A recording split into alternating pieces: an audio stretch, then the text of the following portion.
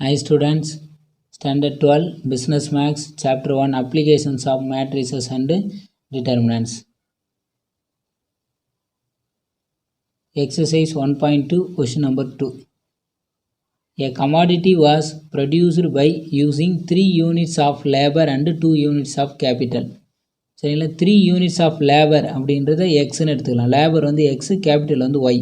இப்போ 3x + 2y total cost வந்து 62. ஈக்குவேஷனை எப்படி எழுதலான்னு பார்த்தீங்கன்னா, கிவன் டேட்டாவை 3x + 2y = 62 அப்படின்னு எழுதலாம். If the commodity had been produced by using 4 units of labor, இப்போ 4x, 1 unit of capital y, 1 into y தான், 4x + yன்னு எழுதலாம். டோட்டல் வந்து 56. ஃபஸ்ட் ஈக்குவேஷன் பாருங்கள், 3x + 2y = 62. செகண்ட் ஈக்குவேஷன் வந்து 4x + y = 56. இந்த இடத்துல சென்டென்ஸாக கொடுத்துறாங்க, நம்ம என்ன பண்ணுறோம், ஈக்குவேஷனை சேஞ்ச் பண்ணி எழுதுகிறோம்.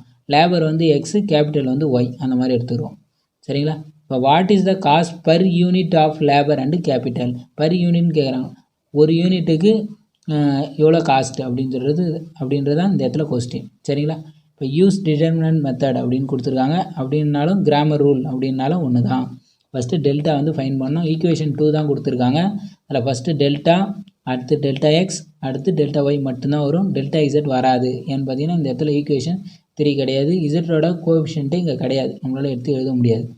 இப்போ டெல்டா ஈக்குவேஷன் 1 வந்து 3-2, ஈக்குவேஷன் 2 வந்து 4-1 அப்படியே எழுதிக்கலாம்.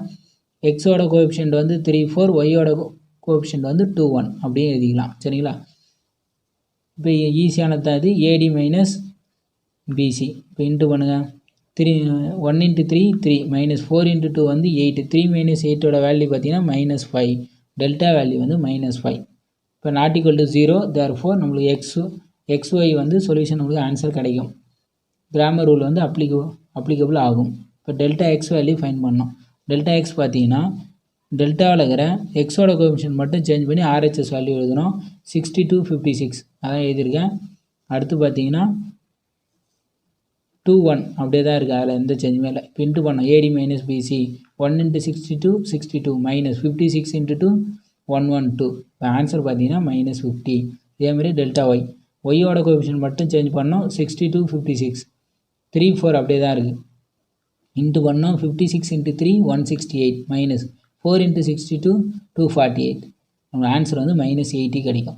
டெல்டா எக்ஸோட வேல்யூ வந்து -50, டெல்டா ஒய்யோட வேல்யூ வந்து -80. நெக்ஸ்ட்டு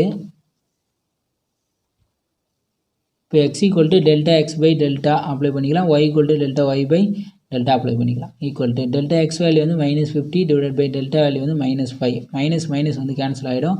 5 வந்து 50ல் 10 டைம்ஸ் வரும். எக்ஸோட வேல்யூ வந்து 10. y = delta y by delta -80 by -5. Minus வந்து கேன்சல். 80ல் வந்து 5 வந்து 16 டைம்ஸ் வரும். y = 16. இப்போ எக்ஸ் வந்து லேபர், y வந்து கேபிட்டல். தெளிவாக ஞாபகம் வச்சுங்க. Therefore cost per unit of labour is ₹10. Cost per unit of capital is ₹16. இந்த மாதிரி எடுத்து ஆன்சர் எழுதணும். புரியுதா? Thank you students.